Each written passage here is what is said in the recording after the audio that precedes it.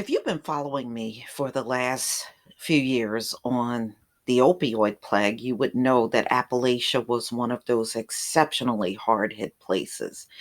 So bad that we were hearing all kinds of news coming out, and it was Appalachia was one of those places where they had to get refrigerated trucks because they were running out of space at the morgue.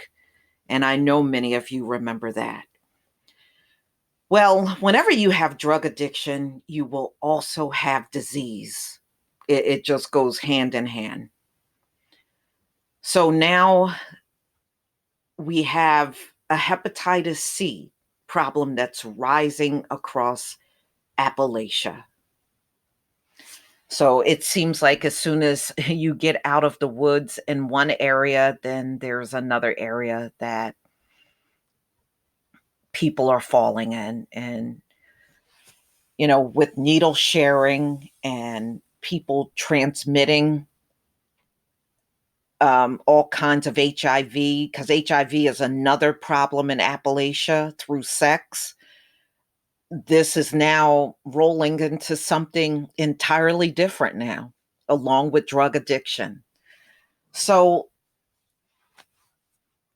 like others throughout Appalachia, Addie believes that harm reduction, helping people add the adverse effects of certain behaviors like drug use, is key to slowing the spread of hepatitis C and other infectious disease epidemics that are a byproduct of the nation's opioid plague. 27 years ago, the New York Times published an ominous headline: Hepatitis C may be hidden epidemic, study shows. In that 1992 article, Dr. Leonard B. Seif said, "We are seeing the tip of the iceberg. Today, the iceberg is squarely in view. Hepatitis C transmission has skyrocketed across Appalachia, and the public health community is scrambling for solutions. The U.S. Center for Disease Control and Prevention now considers Hep C an epidemic and estimates that there are 2.4 million Americans living with the disease. As a comparison, that more than double 1.1 million Americans living with HIV. Yeah, HIV is another one. In fact, there were a couple of years ago, there were many articles coming out about the HIV that was cropping up in those same areas where drug addiction to opioids was going strong. In central Appalachia, the number of young people diagnosed with hepatitis C quadrupled between 2006 and 2012.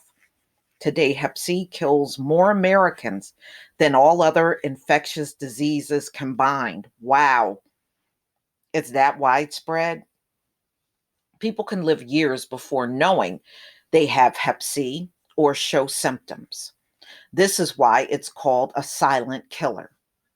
It can lead to cirrhosis, liver cancer, and even death before it's detected. Moreover, with the rise of the opioid plague, injection drug use has become the leading cause of transmission.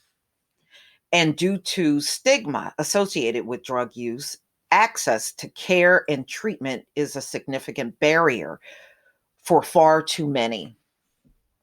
Mm-mm-mm.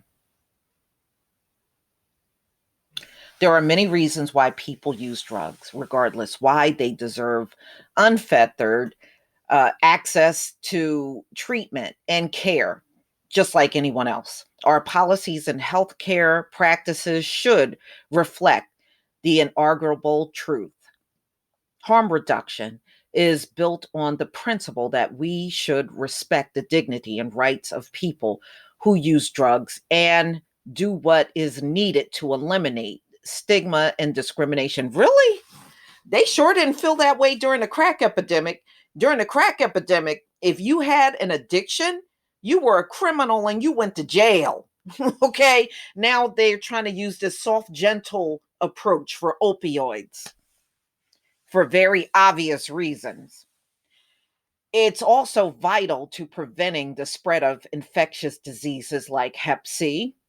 Examples of harm reduction include test strips to check whether drugs include fentanyl, counseling, overdose prevention, education, and providing access to clean syringes and naloxone, a medication used to revive people overdosing on opioids.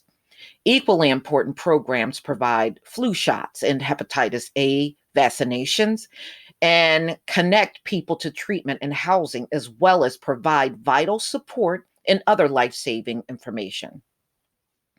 Health practitioners, we know these programs work, provide clean syringes, was highly effective during the height of the HIV/AIDS crisis. A study in the 1990s of one of America's first syringe services program where drug users dispose the used syringes and obtain sterile ones found that people who inject drugs did not participate in the exchange were 7 times more likely to contract hepatitis C. Yeah, but when they dispose of those needles, they were all over playgrounds and in areas that kids played in. I even saw that when I went over to Kensington, over in Pennsylvania. That area, they have a horrible drug problem. A lot of heroin and opioids running rampant there. I stepped out of my car and looked straight down on the ground, and there were hypodermic needles everywhere. Everywhere. Okay.